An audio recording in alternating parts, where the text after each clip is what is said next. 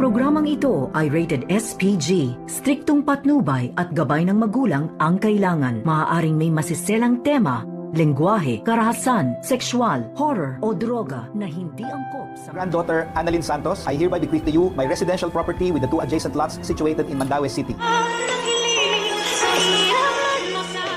Binasa na nga ni attorney ang last will of testament ni Don Pepe. At dito na nga na sinabi ni attorney na ito na kay Annalyn nga mapupunta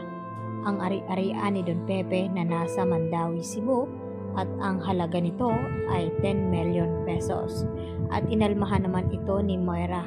at sinasabi ni Moira na bakit kay Annalyn daw ipinamana na anak naman daw ito sa labas.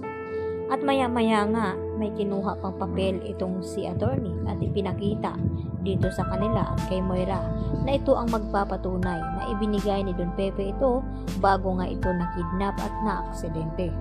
Itong resulta ng DNA test results ni Zoe na magpapatunay na hindi siya ang tunay na anak at hindi siya tunay na isang tanyag.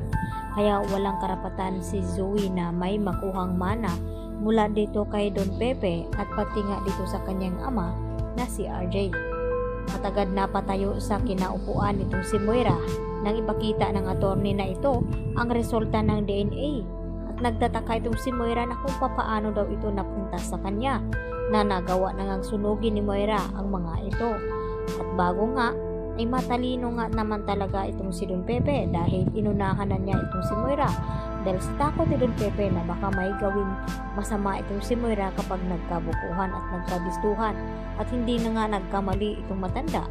dahil yun nga ay pinadukot nga itong si Don Pepe at hindi lang iyon ay pinagtangkaan pa ang buhay nito at yun nga ay nahulog sa bangin at mapahanggang ngayon ay hindi pa nga nagkamalay at nagising itong si Don Pepe. At nagulat naman itong si Annalyn sa sinabi ng attorney na ito kung papaano na paggawa ng DNA test results itong si Don Pepe. At itong si Kinito ang nakakaalam nito at hindi nagtagal ay dito rin nagulat itong si RJ at itong si Giselle na manluloko nga talaga itong si Moira at pati ang kanyang anak na si Zoe. At wala na nga ang pakialam pa itong si Zoe sa ari-arian daw ng matanda dahil sa nangyari na guilty nga ito sa ginawa ni Zoe na naitulak niya itong matanda ay kulang pa nga iyon upang kabayaran sa kanyang ginawa kaya hindi sapat na kukunin niya ang mana na hindi naman dapat sa kanya dahil hindi nga siya ang tunay na tanyag. At dito naman na ibinasa rin ng attorney na ito ang kayamanan na ipinamana dito nga kay Justin at ito nga ang ospital ng Apex dahil siya nga ang mamumuno nito dahil itong si Giselle ang panganay na anak ni Don Pepe kaya nararapat lamang daw na itong si Justin ang mamumuno hanggang hindi pa nakakabalik ang mga alaala ni RJ at hindi pa nagiging doktor muli itong si RJ.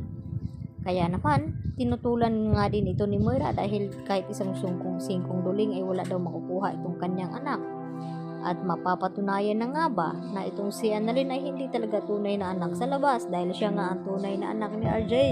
at tunay na apo ni Don Pepe at sila ang tunay na magpipinsan ni Justin at hindi itong si Zoe